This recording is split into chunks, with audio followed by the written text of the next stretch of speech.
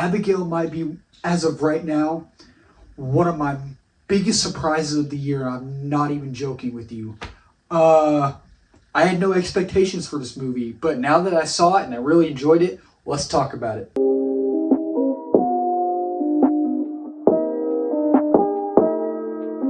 What is going on, you wonderful people? So I got to go see Abigail yesterday afternoon, and before I get into the actual review, do not forget to subscribe down here, like, comment, share, trying to get to 1K before 2025. Follow me on all my social medias, Instagram, TikTok, Twitter, Letterboxd. I post reviews on all of those. But I had a blast with Abigail.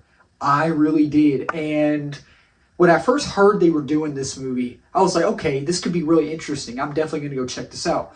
But then I was like, I don't know. Do I really want to go check this out? I don't know. So I was like, I'm not going to go check it out. I'm good. But then I heard a lot of people I watched were really liking it. So I was like, okay, people are saying it's really good, so I'm going to go check it out. It's another movie I'll possibly really like, I can add to my list. And it's good. So starting off with the story in the movies, for the most part, is great. It flows nicely. There's a lot of twists in the movie, actually, and the twists actually work with what they are and how they're scattered throughout the film. They actually work really well with the movie, and I would say they're big enough twists to be like, oh, okay, didn't expect that, but I wouldn't say they were like ginormous twists. They're the type of twists that you get in these typical movies, but the thing with Abigail is it's not a typical horror movie. If you don't know the synopsis or plot for this movie, so basically what it is this group of robbers, or whatever they're called, they get hired to go to this certain guy's mansion, house, whatever you want to call it, and he's a rich dude. So they get hired to go out and get all this money from his house. But they're holding this guy's daughter for ransom. And they're not going to give her back until they get what they want, the money. And she ends up being a freaking vampire. And this vampire girl starts destroying everybody and starts going mad and crazy. And it is just absolutely insane. If I had a vampire chasing me, I'd be like, forget the money. I'm out of here. I know anyone would agree with me. But again, the story takes its time. And I feel like the movie is maybe a little bit too long. I think it's around maybe an hour and 40, 45, hour and 50, 55 minutes, somewhere around that.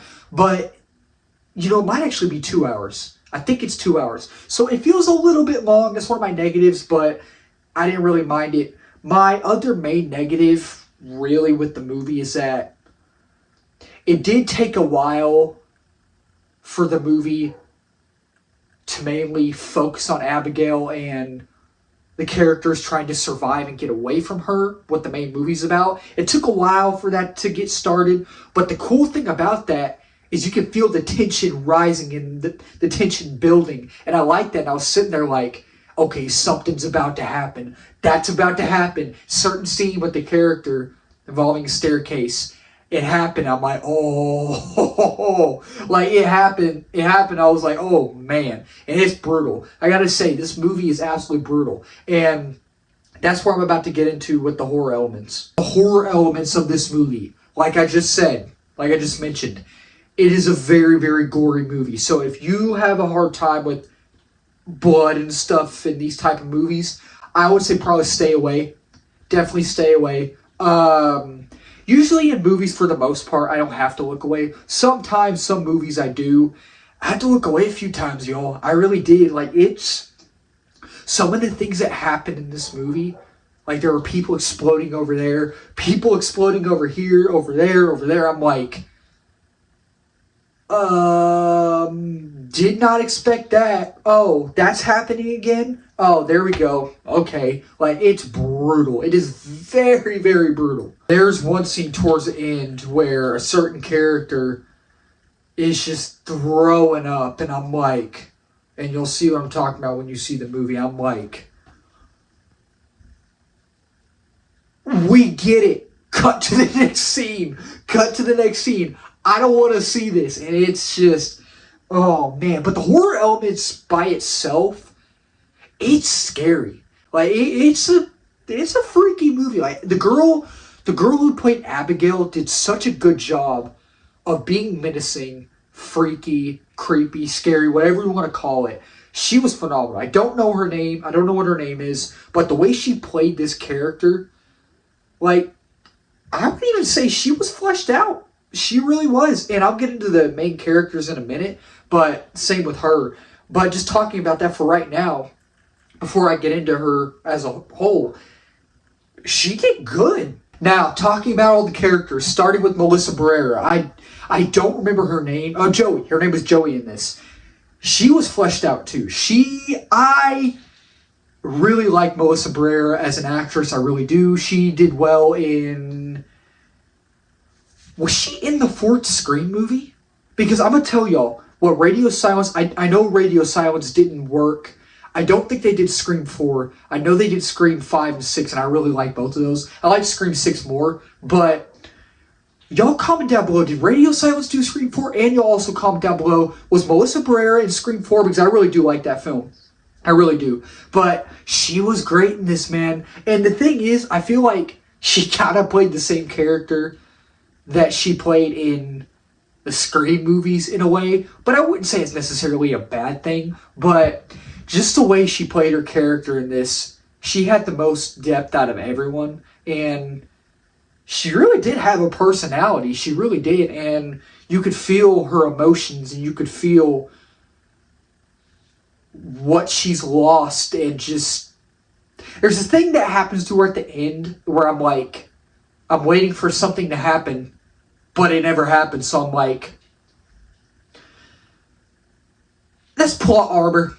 I'm like, that's plot armor. That is definitely, I was like, okay, well, I'm glad that didn't happen to her, but that was strange. But overall, Melissa Barrera did a great job in this movie as the main character, as the lead.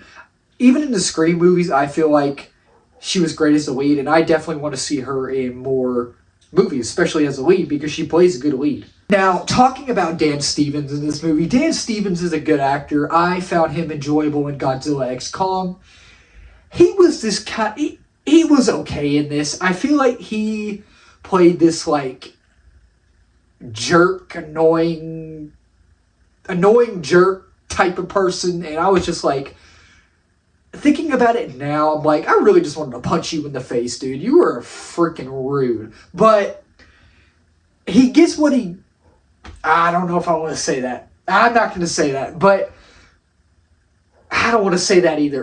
Man. But he's just rude in this movie, and he feels like he thinks he knows better than everyone else, and he doesn't. He just comes off as tacky, and I'm like, okay, we get it, dude. Wrap it up. Come on. But overall, Dan Stevens did his thing, I guess.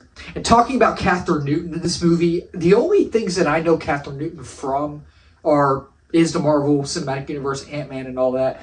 And I never watched Lisa Frankenstein. People see it was kind of mixed, so I was like, and I don't know if I'll ever watch it because I already did my February rankings, so I'm like, no point. But she was kind of annoying in this, I'm not going to lie. She was okay for the most part, but she came off as just loud and obnoxious, and I got that from the trailer as well. I'm like, I can already tell you're going to be annoying in the movie, and I'm prepared. But I wouldn't say she was over the top annoying, but she was just super loud, and I'm like, tone it down a bit. You don't have to be that loud, And overall, Kathryn Newton did her thing, I guess. And Giancarlo Esposito's in this. He's not in it much at all. Like, he's in it at the very beginning, and then we don't see him until the very end. And I thought he did good. Especially with how much screen time he got. He wasn't in it much, but there's something that happens to him where at the very beginning, I think it was very beginning, I was like,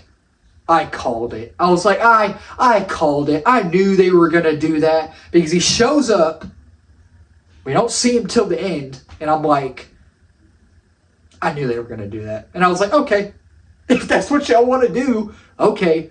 But Giancarlo Esposito, Wasn't in it much, but for the amount of time he was in the movie, he was good. It's always good to see Giancarlo Esposito in movies. He's a great actor. Okay, so the girl who played Abigail, her name is Alisha. I think it's Alisha Weir. I don't know if I'm butchering that, I think. Is she the same girl who played on, and I still have not seen it yet, and I need to watch it. I know I'm years late, and I remember loving the trailer. That movie with Dave Bautista, I Spy, is that the same girl? I don't know if it is or not. But anyways, she absolutely crushed it in this movie. The way she portrayed this character, just her being so calm for a little bit, and then when she got rageful in this movie, oh, she went off. And I was sitting there like, you're smaller than me. And even if you were chasing me, I would still run. Like, she is freaky in this movie, and it's funny because in this movie when she shows up, she disappears. And then she comes back. And then she disappears, and I'm like, where is she at? And she shows up and wreaks all havoc, and I'm like, oh, okay, this is nuts. So she did a good job as Abigail. I really think she did. And her and Melissa Barrera, Joey, in this movie, they had a good relationship. It was kind of, in a way, if you think about it, a love-hate relationship, but she did a great job.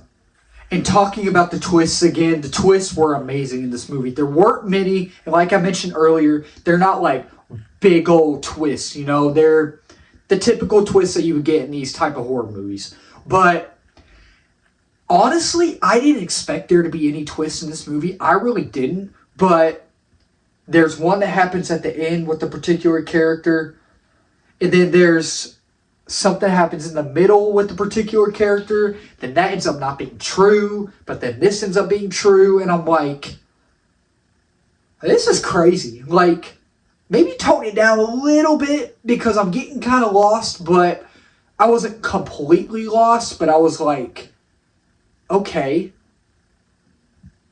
it's interesting, I guess. So overall, the twists were good, in my opinion. But overall, I really enjoyed Abigail. I was thoroughly surprised, and I'm glad I enjoyed it. I'm glad other people out there are enjoying it as well.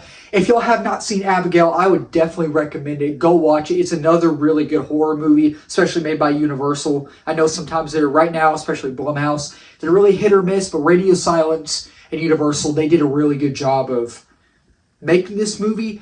I don't think it would be top 10 or top 5 for me this year. It won't even be honorable mentions, in my opinion. It'll probably be top 15, top 20. But if you have not seen Abigail, definitely go watch it. I think it's a little campy and a little cheesy, but overall it's fun. Thank y'all so much for watching. I will talk to y'all later. Love y'all. Cheers.